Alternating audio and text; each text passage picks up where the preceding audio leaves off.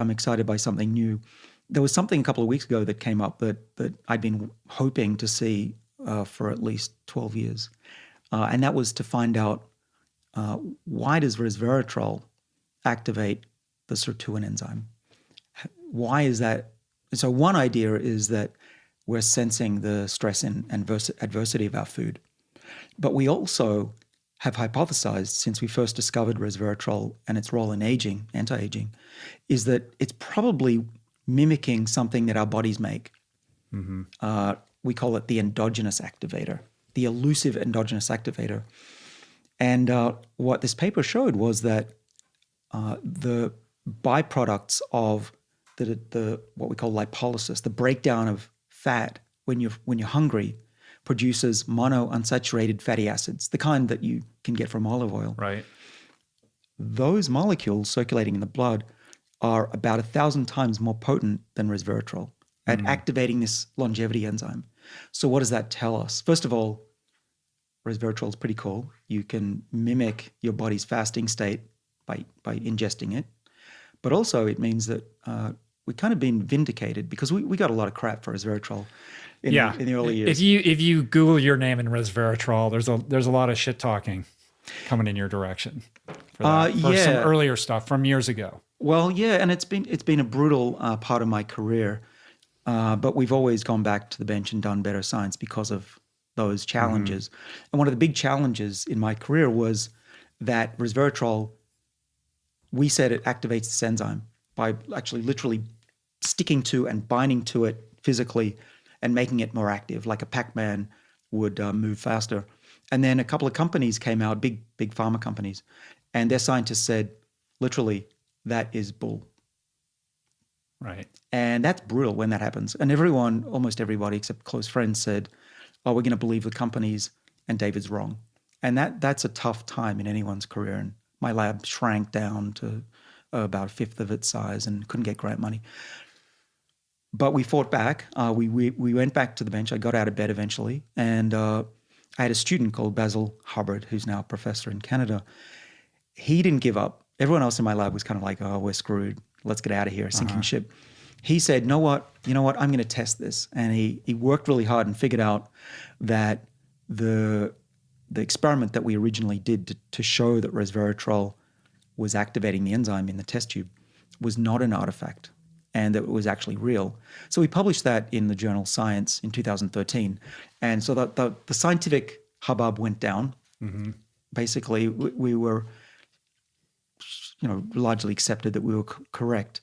But out in the media, no one cares about correction of a scientific idea. Of course not. It's all about the controversy that's interesting. And so that's still out there in the world. So anyone listening who knows that this was controversial, we've actually scientifically resolved the controversy of whether it's true or not. It is true.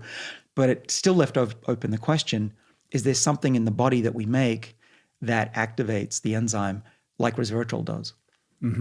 So this new study then basically kind of, what I infer from that is that we should be eating monounsaturated fats, or that we should somehow be trying to trigger this lipolysis, situation so that we are, creating this impact that we're trying to have. I mean, what do we do with this information? Yeah. Well, I think the lipolysis we're going to be doing with intermittent fasting anyway. It's up and down. But I think that the most exciting thing about the paper is that they found that oleic acid from olive oil is also a very potent nanomolar, for the aficionados, activator of SIRT1. So what does that mean? That means that when you eat olive oil, you're actually activating your sirtuins quite potently, because it's also, just like resveratrol, mimicking this lipolysis effect. And maybe I and the authors of that paper have written that this could explain why the Mediterranean diet is so healthy.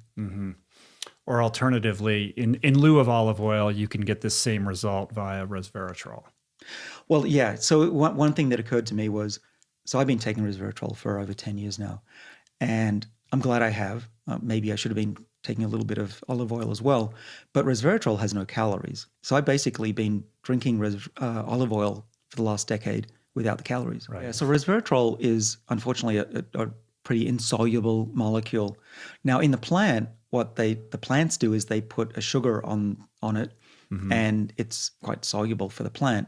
But for some reason, we like to purify it away from the sugars. Well, not for some reason, because if you don't, it's a sticky, horrible mess. So we isolate resveratrol that's free and clear of all these other bells and whistles that the plants like to stick on them. But what we're left with is basically a crusty, dry powder that doesn't get absorbed by the body very, very much. And even if it does, it gets basically gotten rid of by the liver. So what we had to learn early on, even for worm studies, when we were showing resveratrol extends the worms, is you have to dissolve resveratrol in some sort of solvent. So for worms, we used a thing called DMSO. In humans, we found in the early 2000s that if you mix it with a fatty meal, and that's true for mice as well, you get about 5 to 10-fold the levels. And so I always mix my resveratrol with something that's got a little bit of fat in it, like a homemade yogurt every morning. And what I've noticed is that the studies in people that have not shown the benefits are the ones where they've just given a dry capsule to the patients or the subjects. And those that work are those typically that are given it with a meal or something that the resveratrol would dissolve it. We did these clinical trials a long time ago as we were working our way to making a drug. But we ended up making synthetic molecules that were 1,000 times more effective than resveratrol. We didn't know at the time we were making the equivalent of olive oil, oleic acid, but I guess now we do know that. Those molecules actually went into clinical studies with humans. That's also not very well known. And there's the skin condition psoriasis. It worked really well. They popped a pill of these activators and one of these activators, and the patients did better. Now, I'm still hoping by the time I die, I'll have one of these medicines on the market. We're not there yet. Yeah. And that's actually one of the brutal take-home messages, actually, is I don't want to complain because I've been very lucky in my life.